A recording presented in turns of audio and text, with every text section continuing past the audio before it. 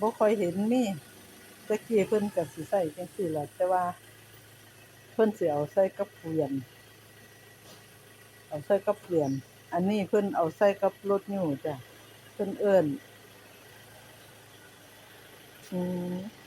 เพิ่นยังดีเนาะเพิ่นยังเอาประเพณีไว้อยู่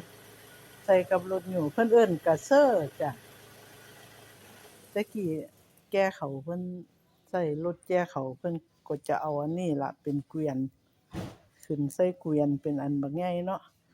อันนี้เพิ่นเฮ็ดใส่กับรถแต่กี้บ่มีรถยิ้วแบบนี้บ่มีค่ะเพิ่นเลยเพิ่นเอิ้นกระเซ้อใส่เขาเนาะ